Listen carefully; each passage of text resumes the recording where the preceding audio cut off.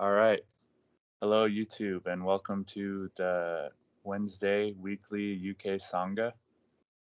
Today we have Parker, Alex, and Veda here with us, and I'm going to continue with the trend of last week. We're going to read a sutta and just kind of take it point by point, paragraph by paragraph, and we can discuss any insights or ideas that come up, or just run through the whole thing and talk about it at the end. So this is an open dialogue. The one that I picked out is it's Majjhima Nikāya 4, Fear and Dread. So this is a pretty juicy one in my opinion. It has some magical stuff in there. So a lot of things that people base past life stuff practices and also rebirth is in this. But it also has like the heart of the Dhamma in it as well. So it has some good Buddhist lore, if you will, to add to the mystery and enchanting aspects of the Dhamma, which I think can be very cool. And there are people who do have these kinds of experiences. Me personally, I've never had a past life experience, but it actually is very common in people on the path, so to speak. So let's just hop right into it. Okay. Thus have I heard on one occasion the Blessed One was living in Savatthi in Jeta's Grove, Anatta Pindagas Park.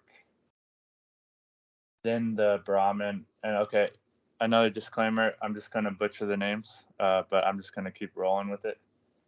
Then the Brahmin Janusoni went to the Blessed One and exchanged greetings with him. When this courteous and amiable talk was finished, he sat down at one side and said, Master Gautama, when clansmen have gone forth from the home life into homelessness, out of faith in Master Gautama, do they have Master Gautama for their leader, their helper, and their guide? And do these people follow the example of Master Gautama? That is so, Brahmin, that is so. When clansmen have gone forth from home life into homelessness, out of faith in me, they have me for their leader, their helper, and their guide. And these people follow my example. But Master Gautama, remote jungle thicket resting places in the forest are hard to endure. Seclusion is hard to practice, and it is hard to enjoy solitude. One would think the jungles must rob a bhikkhu of his mind if he has no concentration. That is so, Brahmin, that is so. Remote jungle thicket resting places in the forest are hard to endure. Seclusion is hard to practice, and it is hard to enjoy solitude. One would think the jungles must rob a bhikkhu of his mind if he has no concentration. So right off the bat, it's acknowledging that this isn't a walk in the park. So it is actually hard to enjoy solitude. So this is really a kind of noble practice, if you will. Another way to think about it is a hero's journey. So we all heard of the archetype of the hero journey. So there is an aspect of going into solitude and going into seclusion from it all, and conquering the darkness, so to speak. And then also, okay, I'll keep going and then talk about it later. Before my enlightenment, while I was still only an unenlightened bodhisattva, I too considered thus.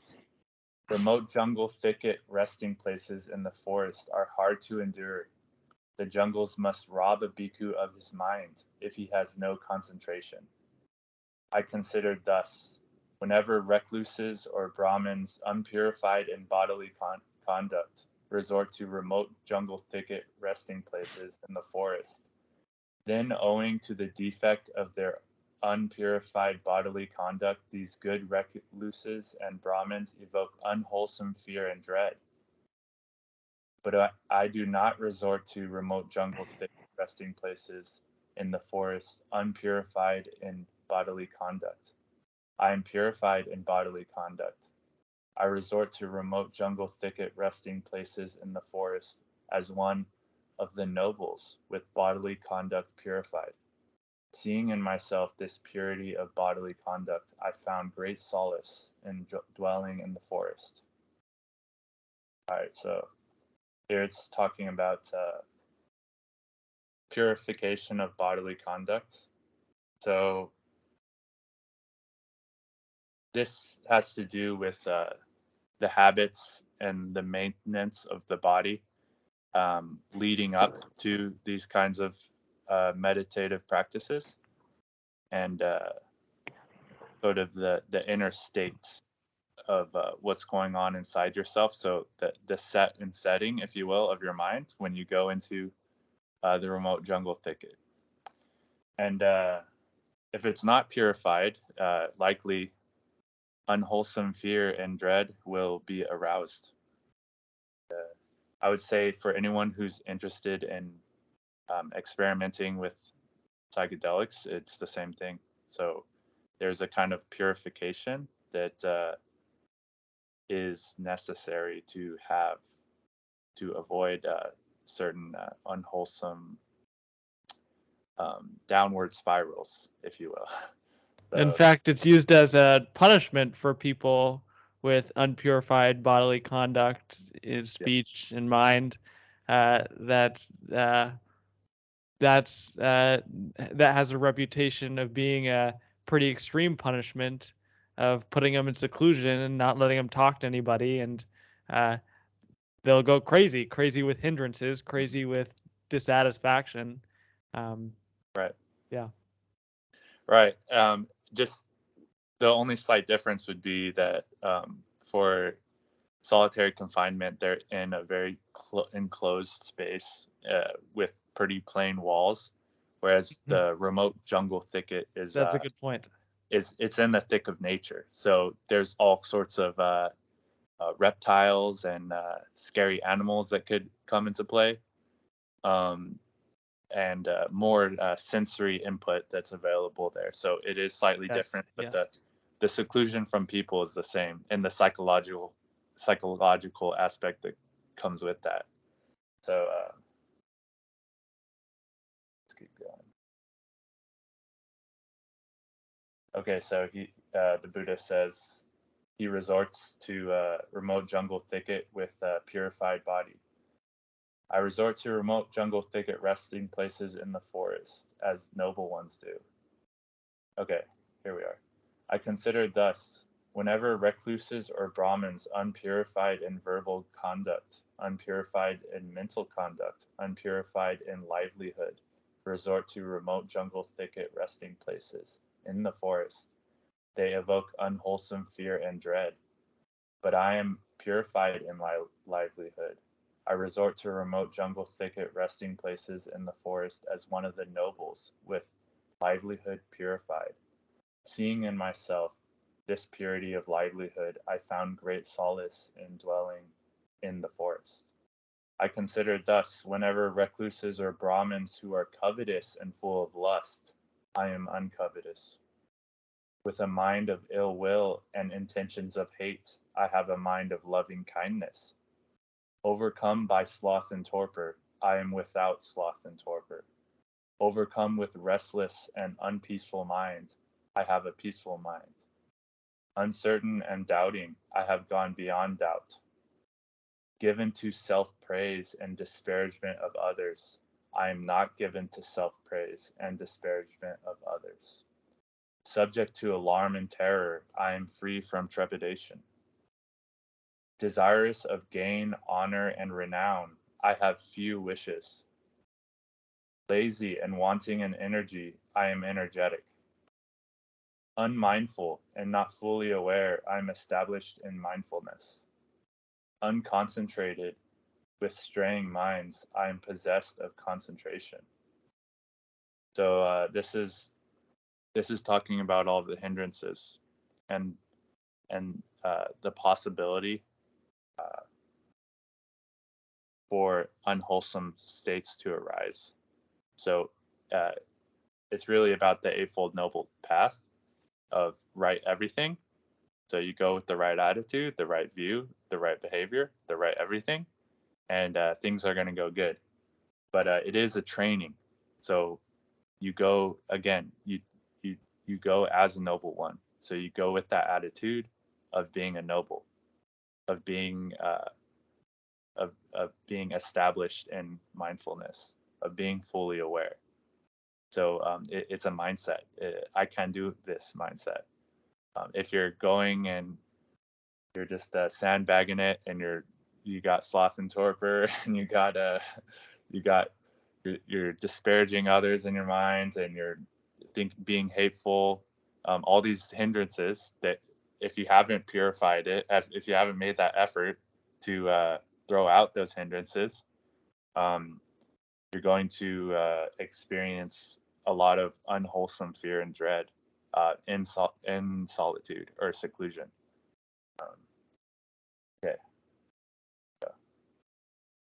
I considered thus whenever recluses or Brahmins devoid of wisdom, drivellers, resort to remote jungle thicket resting places in the forest, then owing to the defect of their being devoid of wisdom and drivellers, these good recluses and Brahmins evoke unwholesome fear and dread. I do not resort to remote jungle thicket resting places in the forest devoid of wisdom, a driveller. I am possessed of wisdom. I resort to remote jungle thicket resting places in the forest as one of the noble ones possessed of wisdom.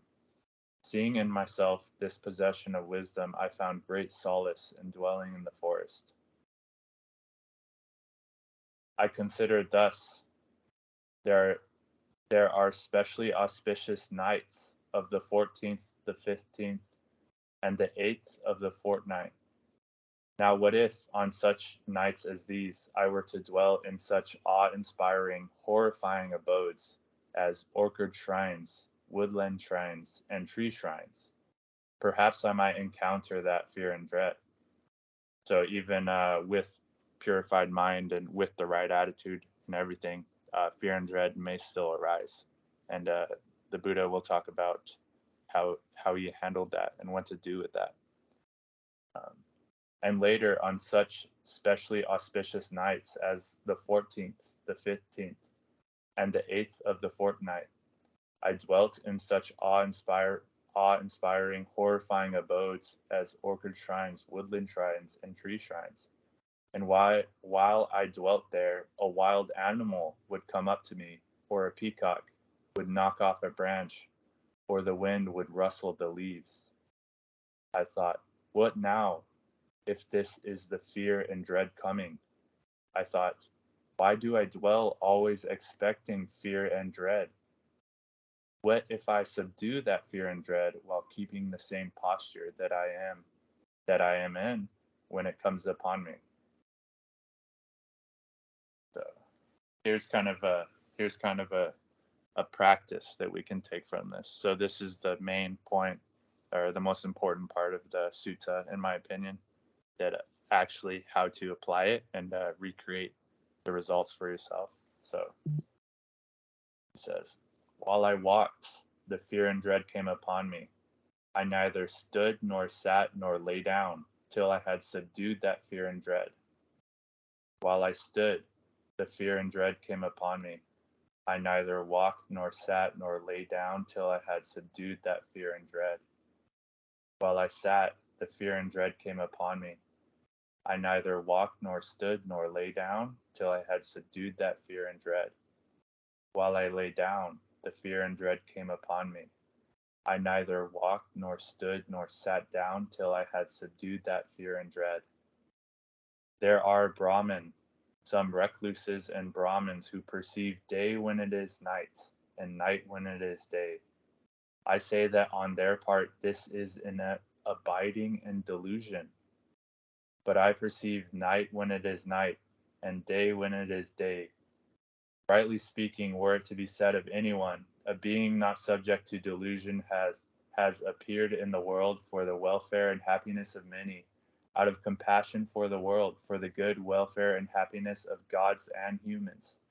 It is of me, indeed, that rightly speaking this should be said. Tireless energy was aroused in me, and unremitting mindfulness was established. My body was tranquil and untroubled, my mind concentrated and purified. Quite secluded from sensual pleasures, secluded from unwholesome states, I entered upon and abided in the first jhāna, which is accompanied by applied and sustained thoughts, with rapture and pleasure born of seclusion. All right, so there it's really talking about what this practice is leading to and what the actual fruition is. So if you are able to surmount your own fear and dread, so whenever this fear and dread arises, you become absolutely determined to suppress it.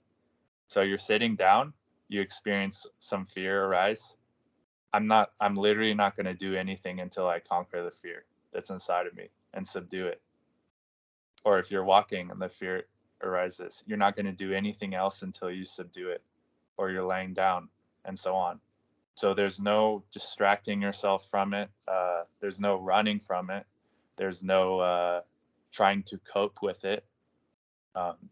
Chances are all these coping mechanisms are just going to prolong or keep the unwholesome habits going. So many people's coping mechanisms for this fear and dread may to hit the bottle, start and there's the consequences that come along with that when you make that a habit of coping with this fear and dread that arises instead of facing it directly and surmounting it. And when you do, what's going to happen is you're going to enter into first jhana. So you're going to come into a wholesome state, and tireless energy will arouse in you. So it's kind of like crossing a threshold kind of thing. So you cross the threshold and you cross the desert and you make it to the oasis. And you get to the oasis, and now all of a sudden all this energy, all this relief, all this clarity suffuses your mind and your experience. And it's quite enjoyable and quite victorious when it happens. So also another thing that's pretty badass about this is the part where it says, for the welfare and happiness of many, for gods and humans. So there are gods out there who can benefit from the Dhamma. Rather than praying to the sky daddy up there, please help me, you can actually help those guys who are up in the heaven, who are ruling over this plane of samsara, or whatever you want to think of it as, whatever realm we're in right now. So this is for the good of gods, humans, any being. So you kind of don't put yourself under the thumb of a god. You don't take yourself to be a loser, which most Christianity does. Oh, woe is me, I'm not worthy, right? Okay. Okay, so he talks about first jhana, and then here it's going to all the aspects of the first jhana. So we have the applied and sustained thought, and rapture and pleasure born of seclusion. So rapture is piti, right? Piti can be experienced in different sorts of levels and facets, but the characterizing aspects of piti is that it's very energizing. It's uplifted. It's enlivening, invigorating. It could be sensations. It could be different types of sensations. So it doesn't have to be like one type of buzzing or something like that a lot of people think of it as. So just to think of it more as joy, you know, it doesn't have to be a specific sensation that arises, but joyful sensations. And pleasure. Pleasure is a more tranquil, more relaxed sukha, so comfort of body and peacefulness of body. And applied and sustained thought. So I want to ask you guys, what does applied and sustained thought mean to you?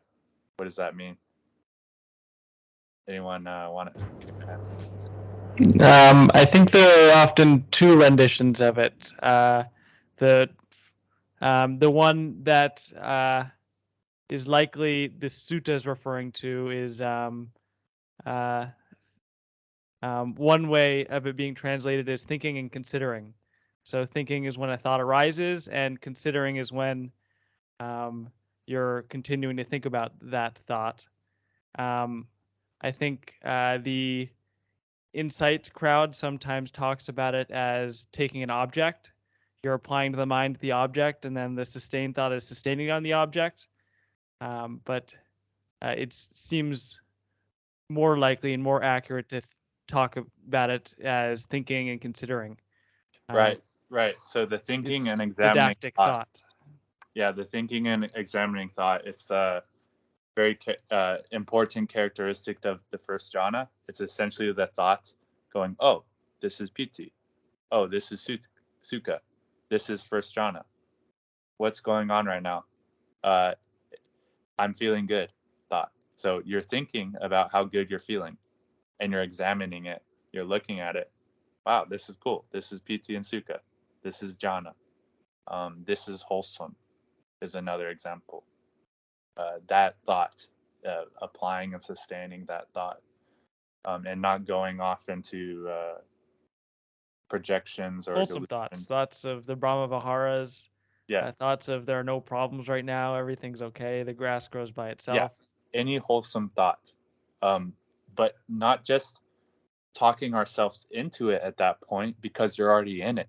So at this point, instead of talking yourself into it, you're examining the wholesome that's already there. So you're thinking and examining wholesome thoughts, but you're not like you're not trying to get yourself into it. You're already in it. So you're looking at, oh, there's all this wholesome stuff going on right now. How cool. Let me stay on it and sustain that. Collecting evidence. That's the difference. Yeah, collecting evidence. Okay, that's a good example. But to get to there, a practice, there's many different ways. One is talking yourself into it, thinking wholesome thoughts until you are in a wholesome state, and now you're just watching the wholesome thoughts and being like, oh, look at the piti, look at the sukha. This is nice. This is actually really nice and relaxing, and keeping that going. So it's a practice, right? It's a sustaining, applying and sustaining over and over and over and over again. And then going on to the second jhana. With the stilling of applied and sustained thoughts, I entered upon and abided in the second jhana, which has self-confidence and singleness of mind, without applied and sustained thought, with rapture and pleasure born of seclusion. So this is the transition from first jhana into second jhana. This is when you got it and you really know you got it. So you don't have to really think about it anymore. You can just appreciate, soak it in, really soak it in how good it is, how good you're feeling. And you don't have to think about it. You can just enjoy it. So that's the stilling of the thought. I don't need to, I know this is piti, I know this is sukha. I can just stop thinking about it and experience it. And then so we start to put some gaps in between the thoughts. We just start to feel good, and there's a real confidence that comes along with it, because it speaks for itself. It's kind of like the proof is in the pudding. So the proof of the pudding is the taste. So you're tasting the rapture and the pleasure without thinking about it. So you might be eating something and thinking about how it tastes, or you might just be eating it, and like it's kind of like tantric. So people will have different kinds of tantric practices. Second jhana is very tantric. You just go into the experience of it without thinking about it. Okay. Hey, Scott, Yeah. you can jump into the second jhana from without going into the first. Yeah, in your experience.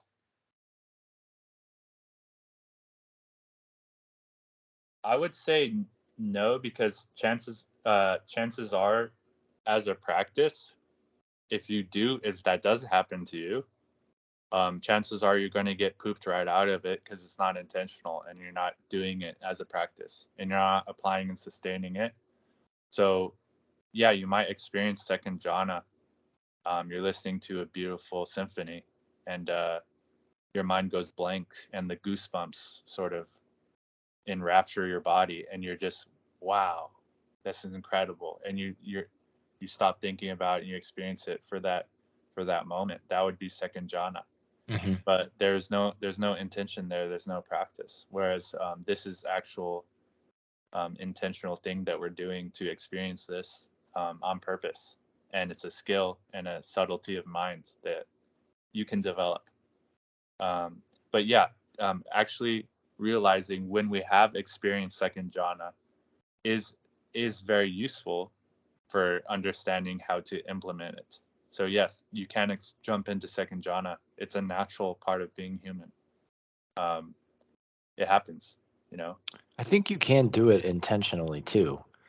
Only reason why I say that is because I notice sometimes I could just, I don't know, I could just smile and be like, oh man, just feel really good. Almost like it's just, you're So like priming something.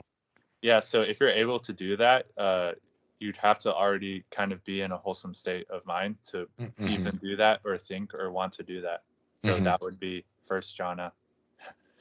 And okay, so continuing. Okay. So yeah, to enter into second jhana, you have to already be in a pretty decent mood, right? Yeah. You're not gonna go from you're not gonna go from thinking about your ex-girlfriend to experiencing ecstasy for no reason. You have to be in a relatively wholesome state to go into this.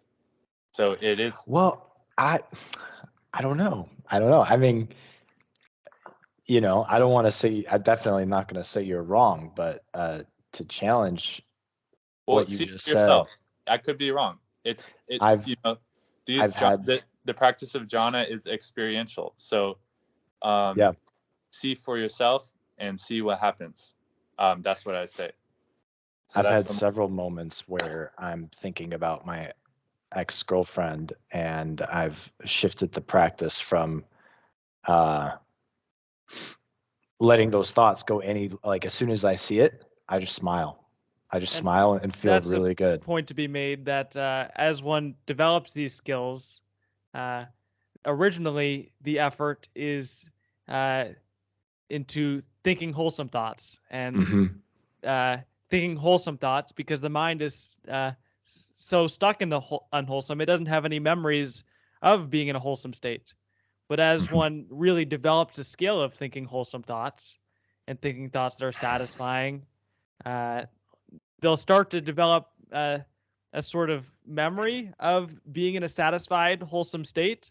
Okay. So they can recall the feeling good without even having the didactic verbal thought that's convincing or telling your mind a story in order to feel good.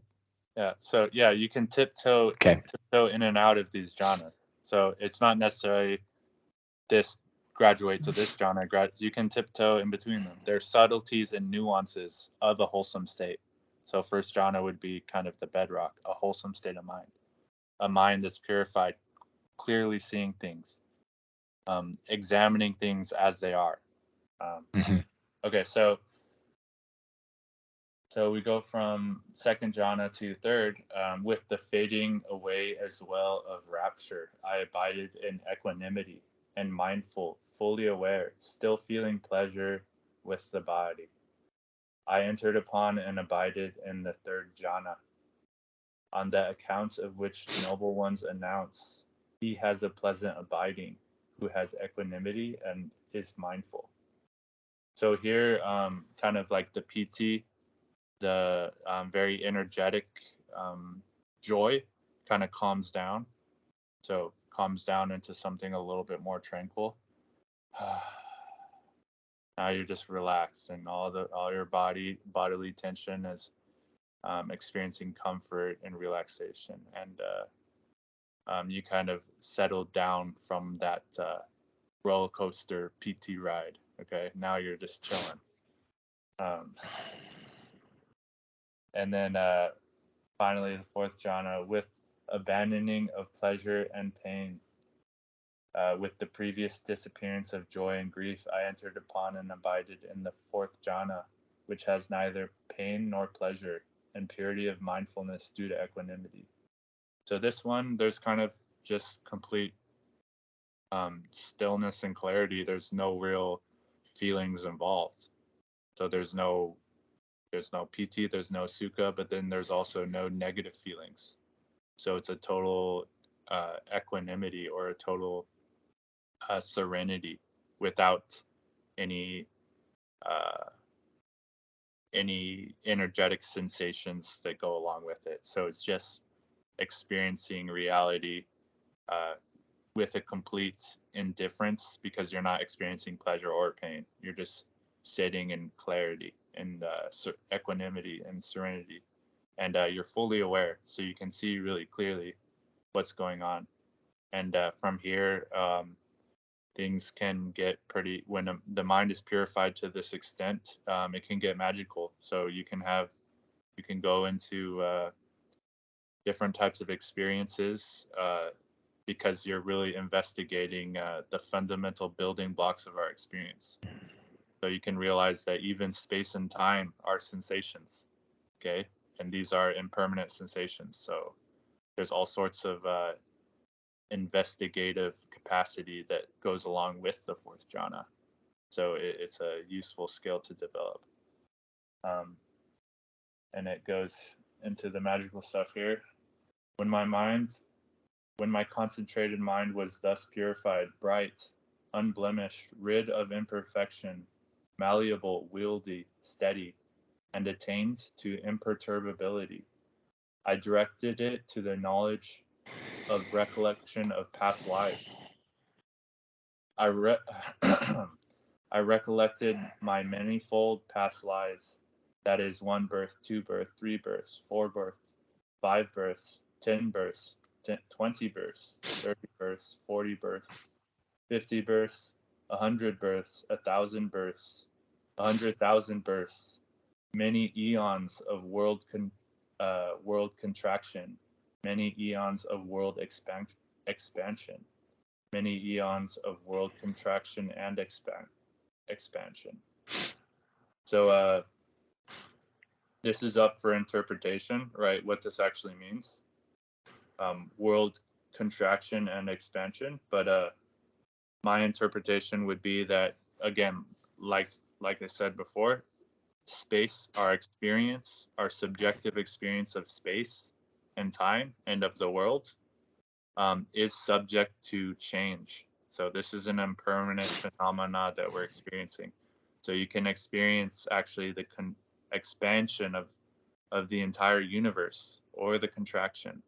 But these things are can be toyed with and played with, and they're actually malleable when you develop this level of concentration, or samadhi, better word for it.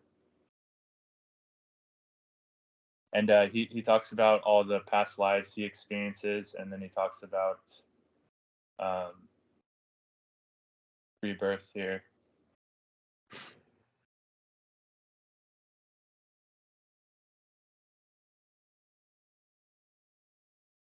Just gonna skip that. This was the first true knowledge attained by me in the first watch of the night. Ignorance was banished, and true knowledge arose. Darkness was banished, and light arose, as happens in one who abides diligent, ardent, and resolute. When my mind was concentrated, was thus purified, bright, unblemished, rid of imperfection, malleable, wieldy, steady, and attained to imperturbability. I directed it to the knowledge of the passing away and reappearance of beings, with the divine eye, which is purified and surpasses the human. So, all right, see you, Alex. Good to have Bye, you. guys. See ya. Thanks for the. So, seeing with the divine eye. It's another way to say seeing with the eye of the Dhamma. So, when you kind of go into a supramundane experience and you're seeing with the eye of the Dhamma or discernment, it has the ability to perceive things otherwise not available to the normal human cognition, the normal experience of seeing with these eyes and directing our attention outward. There's a me here seeing over there. When you're seeing with the divine eye or the third eye is essentially another way to say the imagination, right? We can experience things through this third eye, so to speak, through the imagination that doesn't share the same limitations of the normal human faculty. So this is the realm of you can have Carl Jung talks about archetypal experiences, the archetypes of the collective unconscious. So people may experience it in dreams, but it's also possible when you enter these states of samadhi to experience it in the waking state. So you can experience trippy past life experiences and all sorts of things like that. I saw beings passing away and reappearing, inferior and superior, fair and ugly, fortunate and unfortunate. I understood how beings pass on according to their actions thus. These worthy beings who are ill-conducted in body, speech, and mind, revelers of noble ones, wrong in their views, giving effect to wrong view in their actions, and on the dissolution of the body after death, have reappeared in a state of deprivation, in a bad destination and perdition, even in hell. But these worthy beings who were well conducted in body, speech, and mind, not revelers of noble ones, right in their views, giving effect to right view in their actions, on the dissolution of the body after death, have reappeared in good destination, even in the heavenly world. Thus, with the divine eye, which is purified and surpasses the human, I saw beings passing away and reappearing, inferior and superior, fair and ugly, fortunate and unfortunate, and I understood how beings pass on according to their actions. So this is kind of like the teaching of rebirth. There's a supramundane aspect to it and a mundane aspect to it. So kind of like the mundane aspect is if you do good things in the future, you will reap good results, future lifetimes. But the direct application or the supramundane understanding is that there is no real self that continues across lifetimes. So the self is arising and passing away in each moment, or your experience of yourself is arising and passing away in each moment.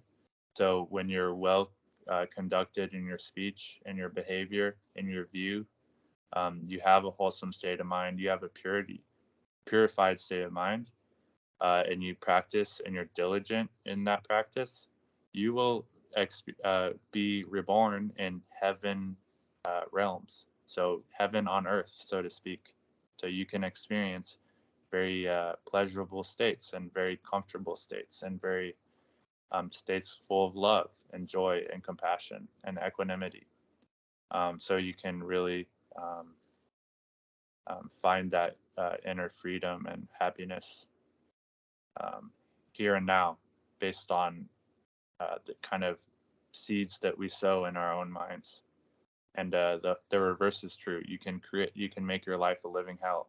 You can make it a living hell to live in your own mind. Yeah, Carl, you raised your hand.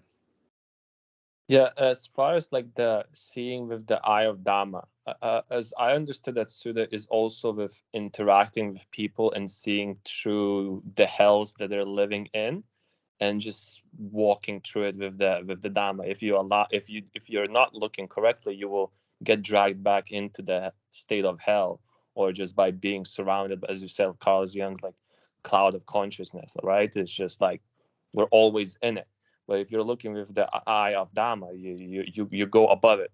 You get reborn into the realms of heaven, as we call them, right? So that's how I understood it. Yeah, well, yeah. Correct. So that's dependent origination, the cause and effect of things, and you see the cause and effect of beings, yourself and others as well. So you can see this person is angry because of how they train their minds without.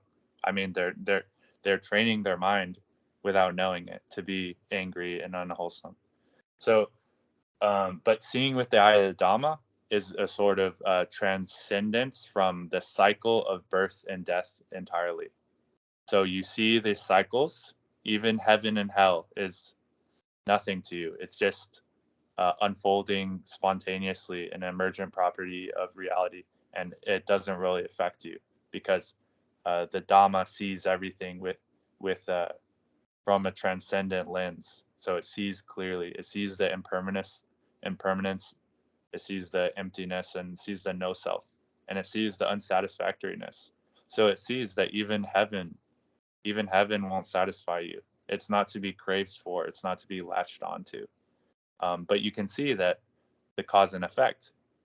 So I'm going to purify my mind and experience less and less dukkha, but I'm not going to latch on to those experiences or identify with those experiences and crave for heaven, because that sort of ignorance will just put me in the endless cycle of being reborn and reborn and reborn, right? So seeing with the eye of the Dhamma is kind of a cutting through or breaking through the cycles altogether, and dissolving the whole show of it, or discerning things as they actually are, which is there's no selves here. Okay, it's all impermanent, transient phenomena, and there's nothing to latch onto, and there's really nothing to worry about, and there's nothing to do. So you might as well be happy and spread it. Okay. Here we go. And now we're going to get to the real heart of the Dhamma. So he goes through some magical stuff. I think rebirth is good for most people to think in that way. It's good for sila. So for the average person, I think karma and rebirth is a good idea to have, whether they understand it from the supramundane vantage point. I think they're good ideas to control a society, right? Yeah. Society won't.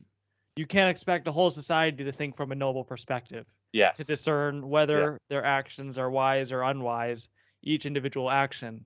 Right. So instead, there are beliefs. Like if you do something bad will happen in the future. If you do something good will happen in the future. Yeah. There are ways of simplifying it for the masses. Yeah. Try to be a good person is the way it's saying, and you have good things will happen to you. So that's the simple. I think that's good for everyone. That's good for society, right? But now we get to the heart of the Dhamma here. This was the second true knowledge attained by me in the second watch of the night. Ignorance was banished, and true knowledge arose. Darkness was banished, and light arose, as happens in one who abides diligent, ardent, and resolute. When my concentrated mind was thus purified, bright, unblemished, rid of imperfection, malleable, wieldy, steady, and attained to imperturbability, I directed it to the knowledge of the destruction of the taints. I directly knew as it actually is. This is suffering. I directly knew as it actually is. This is the origin of suffering. I directly knew as it actually is. This is the cessation of suffering. I directly knew as it actually is. This is the way leading to the cessation of suffering. I directly knew as it actually is. These are the taints, so the fetters, right? I directly knew as it actually is. This is the origin of the taints. I directly knew as it actually is. This is the cessation of the taints. I directly knew as it actually is. This is the way leading to the cessation of the taints. When I knew and saw thus, my mind was liberated from the taint of sensual desire, from the taint of being, from the taint of ignorance. When it was liberated, there came the knowledge, it is liberated. I directly knew, birth is destroyed, the holy life has been lived. What was needed to be done has been done. Oh, see you, Veda. It's good seeing you. Good to have you. Okay, so I'm going to start over that paragraph because here's the finale, the grand finale. Okay, when I knew and saw thus, my mind was liberated from the taint of sensual desire. When it was liberated, there came the knowledge, it is liberated. I directly knew, birth is destroyed, the holy life has been lived. What was needed to be done has been done. There is no more coming into any state of being. Okay, so this is what I was talking about earlier. You kind of you wake the big wakey out of birth and death altogether. So you're not coming into a state. You're not arriving anywhere anymore. You have arrived. This is it. The holy life has been lived. This was the third true knowledge attained by me in the third watch of the night.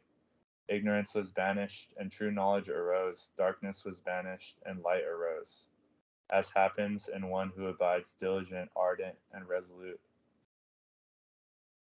Now, Brahman, it might be that you think perhaps the recluse Gautama is not free from lust, hate, and delusion even today, which is why he still resorts to remote jungle thicket resting places in the forest. But you should not think thus. It is because I see two benefits that I still resort to remote jungle thicket resting places in the forest. I see a pleasant abiding for myself, here and now, and I have compassion for future generations. Indeed, it is because Master Gautama is accomplished, a fully enlightened one, that he has compassion for future generations. Magnificent, Master Gautama, magnificent. Master Gautama has made the Dhamma clear in many ways, as though he were turning upright what had been overthrown, revealing what was hidden, and showing the way to one who was lost, or holding up a lamp in the dark for those with eyesight to see forms. I go to Master Gautama for refuge, and to the Dhamma, and to the Sangha of bhikkhus. From today, let Master Gautama remember me as a lay follower who has gone to him for refuge for life. All right, so that's pretty powerful stuff. This is the way leading to the end of suffering. So this is sort of the Dhamma has been made clear by the fully enlightened one, and he's holding up a lamp in the darkness to show the way, so to speak. And so after one has attained this final knowledge, why he's still doing this stuff, it's just for fun at this point, is what it means. Like, why does Dhammarato teach us, and why does he resort to seclusion? Because two benefits. It's pleasant abiding, so it's peaceful, it's enjoyable, it's good. and out of compassion. So this peaceful, pleasant abiding is good for yourself, and it's good for other people too, because it shows other people that it's possible. Whereas in the normal world of things, you might not think happiness is possible because everyone is miserable. So it's actually really good for everyone to have people who are actually happy and actually enjoying themselves and have a pleasant abiding, right? So, okay, that's the end of the sutta.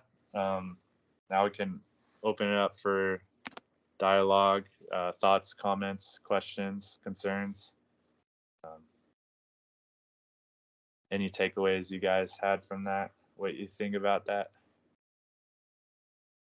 Yeah, for me, the takeaway in the ending is that the practice is still kind of stays. It doesn't go anywhere. He still goes back to it. Like, he still goes back to seclusion. He still goes back to the same things. Not necessarily because it's just an endless cycle. Like, the things are still coming forward, and it doesn't mean that there's an end to all of this. It's just the skill gets better, and it becomes actually very enjoyable skill to practice. Yeah, so the benefits of the Dhamma and the practice is kind of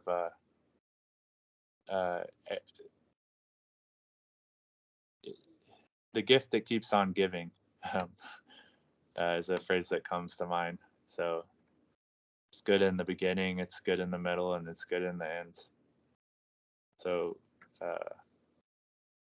but this practice, it is a noble undertaking. So it is terrifying, it is horrifying to go into seclusion and to face reality head on as it is, and to surmount unwholesome states of mind. But it is possible with the Eightfold Noble Path. So with this practice, this very simple but easily repeatable practice. So if you keep on throwing out unwholesome thoughts and you keep on maintaining a wholesome state of mind, the inertia eventually will lead you to places that you never imagined was possible to get to. Sober, at least, I thought it wasn't possible until I experienced it for myself. You can experience. People think they need a drug to experience ecstasy, or they need this, or they need a lover to experience ecstasy. No, you can experience ecstasy with the right practice. This you have full access to this if you develop the skills, and even ecstasy is not even the best thing that there is. It gets better than ecstasy, believe it or not. So there's nuances and subtleties to the experience of dukkha nirodha that has various levels and qualities, ultimately culminating in greater and greater clarity and understanding of the workings of things. So as it actually is, this is suffering, this is the origin of suffering, and this is the cessation of suffering, and this is how to get there. And you see that very clearly. So there's really no fear and dread that comes into your mind, and the kind of darkness is banished, and inner lights will arise in you when you understand these things completely and clearly. So that's very beautiful, very profound.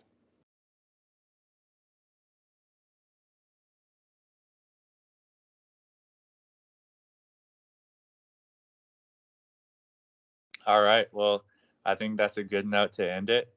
It seems that the silence can speak for itself. So once you get yourself into a wholesome, into a clear state of mind, I suggest just try to bask in it, sit in it silently. This is second jhana. So second jhana doesn't need to be as big of a fireworks show as it might be sometimes. Sometimes it could just be a very pleasant, a very nice, tranquil abiding where your body is relaxed and you're just soaking up the peace and the seclusion. And again, the breath is second jhana. When you're not thinking about the breath and you're just experiencing the breath, that's second jhana. So those moments when you're just breathing.